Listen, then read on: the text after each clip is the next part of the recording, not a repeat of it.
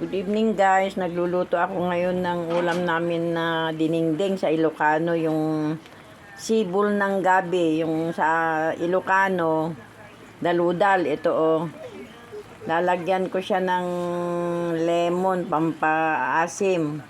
Masarap po siya sa aming Ilocano. Yan, nilagyan ko ng bagoong. Tsaka pampalasang magic sarap. Tapos pinakulo ang maigi. Tapos ang sahog niya, yung inihaw na isda na bangus. Yan daming sahog para masarap, mga guys. Masarap po to. Daludal sa sibol ng gabi na sumisibol pa lang yung kinukuha nila. Yun, binabalatan namin tsaka ginugulay. Try nyo po. Ang sarap-sarap po nito. Malapit na pong maluto. Tapos ito naman po, yung lemon na piniga ko. Pinakuluan ko, nakuha ko po sa isang content creator na taga-abroad. Pagkatapos po yung yung pinipigay yung mga lemon, pinapakuluan niya para maging fresh yung amoy ng kitchen. Lalo na kung isda yung ulam natin, hindi malansa ang amoy. Na re-refresh po yung paligid natin pag ganito. Ito naman,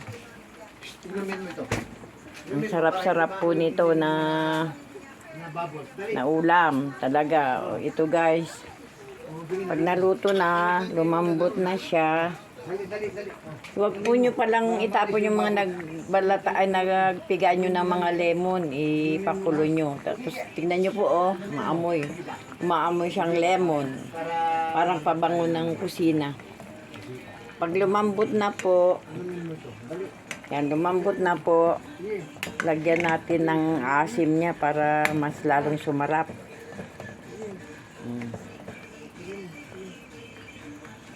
Yan. Tikman na po natin kung tama yung... ang sarap. Sige na, takuha ko ng chiki. Dali. Tapos, naluto na ito na po yung piniga kong lemon. Yun ang pinagbigay ko, pinapakulo ko. Ito, ilalagay ko na po. Lalagay na para may asim siya. Batang to nainom mo na hindi. Ayan, may... Chiki, Ito na, dali. Ayan, may asim na po siya. Try nyo pong magluto ang ganito. Simple lang pagluluto po nito. Ano niya lang po, palatan lang po ninyo. Tapos magpakulo ng tubig. Lagyan ng bagoong, magic sarap. Pagkakulo, ilagay na po ito. Yun, antayin na lang na lumambot. Tapos lagyan ng asim. Masarap po siya, promise.